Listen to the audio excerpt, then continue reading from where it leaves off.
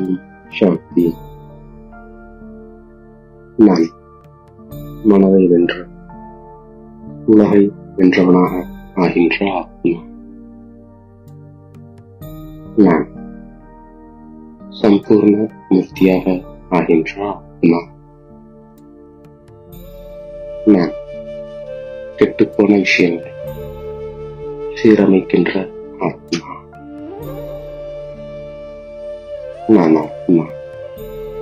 இந்த தேகம் என்ற ஆடையிலிருந்து இப்பொழுது விடுபட்ட ஒரு பரிஸ்தாவாக பாப்தாதாவை சந்திப்பதற்காக வதனத்தை நோக்கி பயணம் செய்கின்றேன். வதனத்தில் பாப்தாதா என்னை மிக அன்போடு வரவேற்கின்றார். நான் அவருடைய அன்பில் மூழ்கியபடி அவர் முன்னால் அமர்ந்து கொண்டு அவரிடமிருந்து ஆன்மீக சக்திகளை பெற்றுக்கொண்டு அவரோடு ஆன்மீக உரையாடல் செய்கின்றேன். அனைத்து குழந்தைகளின் கண்களிலும் பிரம்மா பாபா மீது கொண்ட அன்பு நிறைந்துள்ளது. பிரம்மா பாபாவை சந்திப்பதற்கும் அன்பின் அடையாளமாக தங்கள் இதயபூர்வமான அன்பின் மாலைகளும் பிரம்மா பாபாவை வந்தடைந்தது. ஒவ்வொரு மாலையின் நறுமணத்திலும் குழந்தைகளின் அன்பு கலந்திருந்தது. ஒவ்வொரு குழந்தையின் கண்களும் புன்னகை இதயத்தின் விஷயங்களை பேசிக்கொண்டிருந்தன. இப்போது ஒவ்வொரு குழந்தையும் தங்கள் கண்களின் பாஷை மூலம் தங்களின் இதயபூர்வமான அன்பை கொடுத்து கொண்டிருப்பதை தந்தை பார்த்து கொண்டிருக்கின்றார். இந்த அலௌகிக அன்பு எனது பாபா என்ற அனுபவத்தின் மூலமாக நம்மை அவருக்குரியவராக ஆக்குகின்றது. இந்த அன்பு தந்தையின் பொக்கிஷங்களுக்கு நம்மை நிஜமானராக ஆக்கக்கூடியது.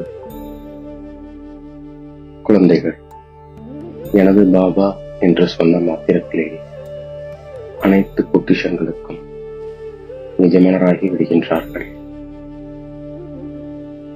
இந்த அன்பு உடல் உணர்வை ஒரு நொடியில் மறக்கச் செய்து நம்மை ஆத்ம உணர்வுடையவர்களாக ஆக்கிவிடுகின்றது.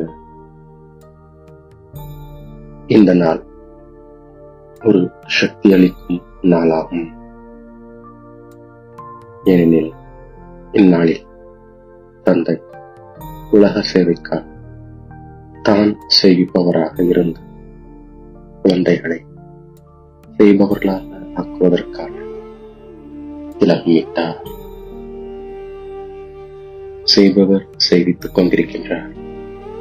நான் செய்யக்கூடிய கருவி மட்டுமே என்ற நினைவினால் தன்னையே கருவியாக புரிந்து கொள்ளும் போது தேக அபிமானம் முடிவுக்கு வந்து விடுகின்றது.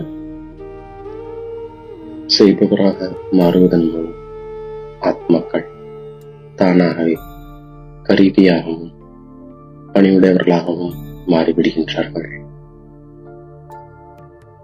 கருவியாக இருந்து சேவை செய்யும் சேவாதாரிகளின் நெற்றியில் சேவையின் பலனாகி அதிர்ஷ்ட நட்சத்திரம் பிரகாசித்துக் கொண்டிருக்கின்றது. குழந்தைகளின் சேவையை பார்த்து ஆஹா குழந்தைகளே ஆஹா என்று கூறி வாழ்த்துக்களை தெரிவித்துக் கொண்டிருக்கின்றார். போதும் கூட பிரம்மபாவம் குழந்தை தனக்கு சமமான பரிசுத்த நிலையில் நிலைத்திருப்பதற்கான சமிக்கைகளை கொடுத்துக் கொண்டிருக்கின்றார். பிரம்மா பாபா சேவை பொறுப்புகளை கையாள்வது சேவையில் எப்போதும் நோக்கி நகர்த்துவது என அனைத்து பொறுப்புகள் இருந்த போதும் அவர் ஜீவன் முக்தி நிலையின் மகிழ்வை அனுபவித்தார். இப்போதும் கூட குழந்தைகளாகிய உங்களை பரிஸ்தாவாக ஆக்குவதற்காக பல்வேறு யுக்திகளை கூறி தனக்கு சமமாக உருவாக்க விரும்புகின்றார். இப்போது நீங்கள் வாழ்ந்து கொண்டே ஜீவன் முக்தி வாழ்க்கை முன்மாதிரியாக ஆகுவீர்கள். நீங்கள் நல்ல யோகிகளாகவும் ஆகியுள்ளீர்கள். ஆனால் உங்களை பாப்தாதா நிரந்தர யோகியாக ஆக்க விரும்புகின்றார். பாப்தாதா இப்போது என்ன விரும்புகிறார் என்றால், மனதை சக்திகள் என்ற கடிவாளத்தின் மூலம் எப்படி நடத்த விரும்புகின்றீர்களோ அப்படி நடத்துங்கள். நீங்கள் என்ன சங்கல்பம் செய்ய விரும்புகின்றீர்களோ அதுவே நடக்க வேண்டும். நீங்கள் தூய்மையான சங்கல்பம் செய்ய விரும்பினால் அந்த தூய்மையான சங்கல்பம் வீணான சங்கல்பங்களை முடிவுக்கு கொண்டு வர வேண்டும். மனதை வென்றவராக ஆகுங்கள். இப்போது நீங்கள் மனதை வென்று உலகை வென்றவராக ஆகியே தீர வேண்டும்.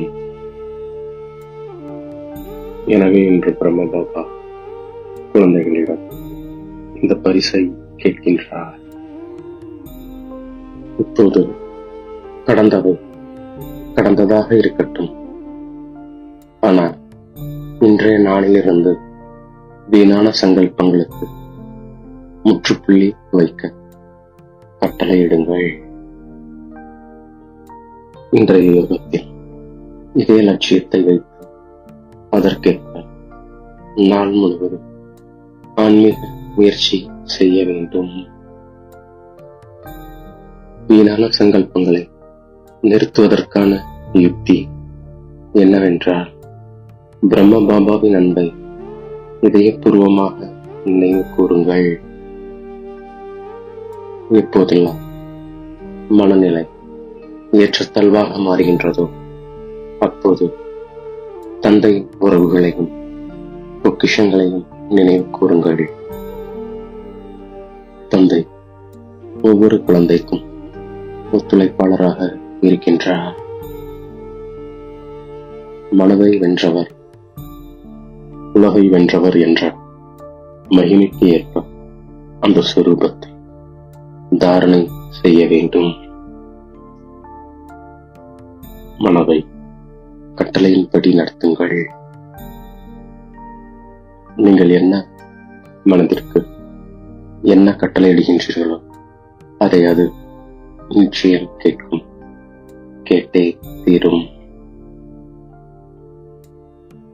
அதற்கு சற்று கவனம் செலுத்த வேண்டும், அவ்வளவுதான். பாப்தாதாவிற்கு எஜமானராக ஆகுவதற்கான வாக்குறுதியை கொடுத்துள்ளீர்கள் என்பதை எப்போதும் நினைவில் வையுங்கள். ஒவ்வொரு நாளும் நீங்கள் கேட்கும் மகா வாக்கியங்கள் தான் உங்களுக்கான வீட்டுப்பாடம்.